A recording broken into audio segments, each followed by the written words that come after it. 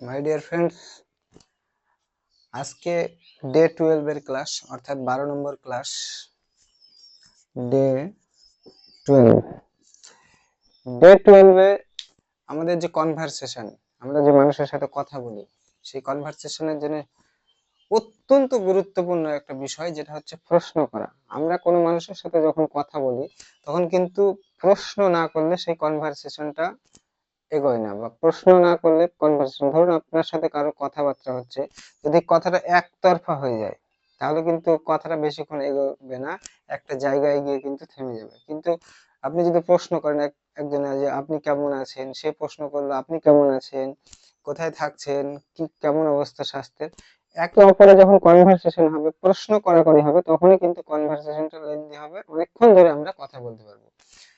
তো এই জন্য আমাদেরকে কিন্তু ইংরেজিতে প্রশ্ন করা আমাদেরকে শিখতে হবে, কিভাবে প্রশ্ন করে, এবং প্রশ্ন করতে পারলেই কনভারসেশন অনেক ভালো হবে, অনেক সুন্দর হবে। চলুন তো ইংরেজিতে প্রশ্ন কিভাবে করা যায় সেটা আমরা দেখব।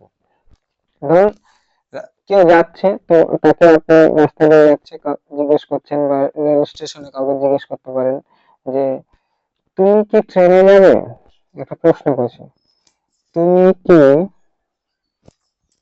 ট্রেনে যাবে, এটা কি বলবো, will you go by train? তুমি কি ট্রেনে যাবে, will you go by train? এভাবে প্রশ্ন করতে পারি। আরো প্রশ্ন করতে পারি কি, তুমি কি কারণটা জানো, তুমি কি কারণটা জানো। রাস্তায় অনেক সময় আমরা দেখি অনেক ধরনের অ্যাক্সিডেন্ট হয়, তো সেক্ষেত্রে আমরা পরে সেই স্থলে পৌঁছালে গিয়ে অন্য কাউকে জিজ্ঞেস করি যে কি হয়েছে, কি ঘটনা, তখন আমরা কি জিজ্ঞেস করতে, ইংরেজি জিজ্ঞেস করবে, do you know the reason, do you know the reason বা কজ, তুমি কি কারণটা জানো, do you know the reason. আবার রাস্তায় এবার কোথাও গিয়ে আমরা মানুষকে জিজ্ঞেস করি যে এই জায়গাটা কোথায়, হ্যাঁ কাউকে জিজ্ঞেস করা হচ্ছে যে জাদুঘরটি কোথায়, জাদুঘরটি কোথায়, where is the where is the where is the museum, where is the museum, জাদুঘরটি কোথায়, প্রশ্ন করতে পারি। আরো প্রশ্ন কি হতে পারে, তুমি কি গাড়ি চালাতে পারো,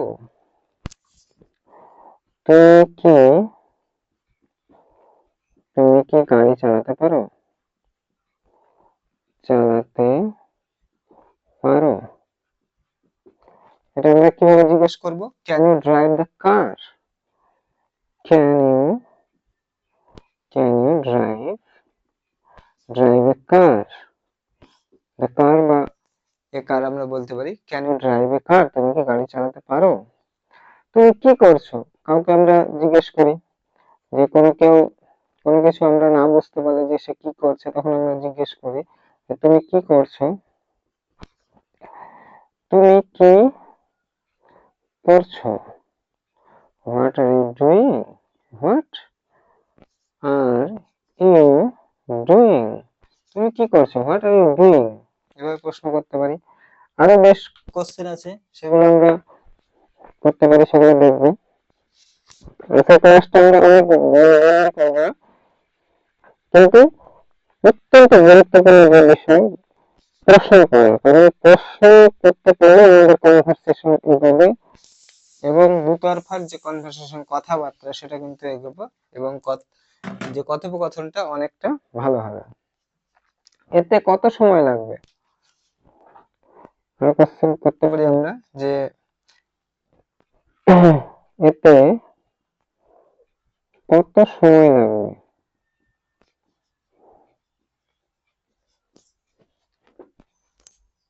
কিভাবে বলবো, how long will it take, how long will it take, কত সময় লাগবে। কোনো সময় জিজ্ঞেস করতে চাইলে আমরা এইভাবে প্রশ্ন করবো, how long will it take, কত সময় লাগবে। তুমি কি আরো ধীরে চালাতে পারো, তুমি কি আরো ধীরে চালাতে পারো? ধীরে চালাতে পারো, এটাকে আমরা ইংরেজিতে করব